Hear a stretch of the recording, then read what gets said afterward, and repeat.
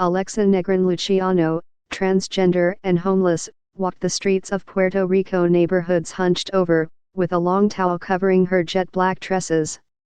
She was a well-known figure on Puerto Rico's social media, where people frequently posted photos and comments mocking her as something of an oddball bag lady. On Sunday, the mockery turned deadly.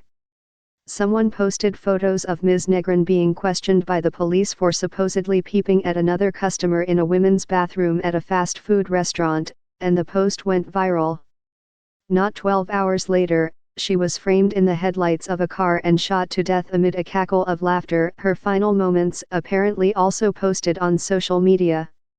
At 27, Ms. Negrin became the latest example in a long legacy of violence against gay and transgender people in Puerto Rico. "This is violence against women, without a doubt," said Governor Wanda Vázquez, describing the case as sad, cruel, and insensitive.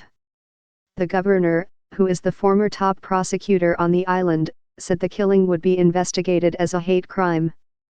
Ms. Negrin's death has become a flashpoint in a long-running debate about years of deadly attacks on gay and transgender people in Puerto Rico. If the video is authentic, Ms. Negrin's killers were comfortable enough to record themselves, a fact that community activists said underscores the impunity homophobic attackers feel when committing such crimes. Even as public attitudes toward gay and transgender people have shifted globally, including in Puerto Rico, a small cadre of powerful conservative Christians on the island remain vocal about pushing back against moves to be more inclusive. A project to conduct sensitivity training for the police got little traction, and a proposed gender-based curriculum for public schools was stopped in its tracks after opposition from religious leaders, said Thomas J. Bryan, a lawyer who worked on the issue for years before leaving for Florida after Hurricane Maria. The problem in Puerto Rico comes from a group of fundamentalist religious leaders who are against any progressive idea to resolve this kind of situation, Mr. Bryan said. This is what brings this intolerance out to the open, this kind of homophobia. The case has transfixed Puerto Rico, and caught notice on Wednesday on the presidential campaign trail. "I'm heartsick for Alexa and her loved ones," Senator Elizabeth Warren of Massachusetts wrote on Twitter. "This epidemic keeps growing." Attention to the violence directed at gay people in Puerto Rico first occurred in the 1980s, when a man dubbed Angel of the Bachelors went on a killing spree, picking up gay men at bars and killing them. Police did not begin paying attention until a prominent journalist was stabbed to death in 1985, said Pedro Julio Serrano, a leading gay rights activist in Puerto Rico. "These crimes are not only committed against the victim that is the target," he said. "It's a crime that sends a message to a whole sector of the community that they are in danger. It's putting you in your place." The serial killer, Angel Maldonado, is serving a life sentence for 3 murders, but was suspected in 27 more cases. In a recent interview, he said he was guided by the Bible. 15 years after the conviction, Puerto Rico legislators passed a hate crime bill, but prosecutors rarely use it, Mr. Serrano said. In 2009, a gender nonconforming teenager named Jorge Steven Lopez, who often wore women's clothing, was decapitated, dismembered and set ablaze.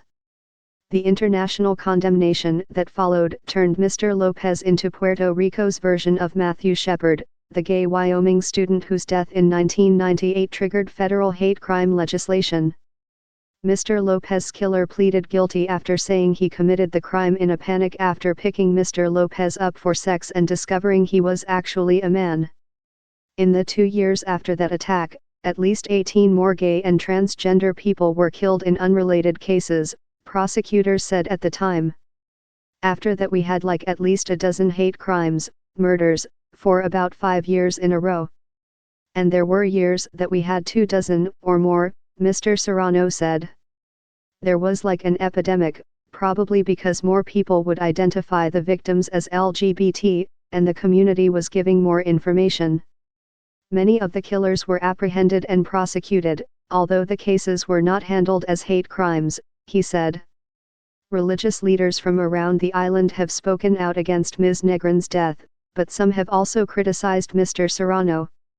One religious leader, Cesar Vázquez, who is running for governor, said Mr. Serrano takes advantage of high-profile killings to inflate his own profile. Another legislator who opposed some of the measures to protect the gay and transgender community, Maria M. Charbonnier, condemned Ms. Negrin's killing but suggested that transgender people should stick to the bathrooms that match their anatomy. "I am a woman," she said in a radio interview. "I do not enter men's bathrooms."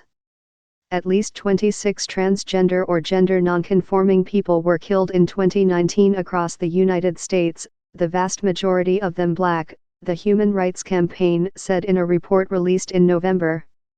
Ms. Negrin's body was found early Monday on the side of the road in Toa Baja, about 15 miles west of San Juan, police said.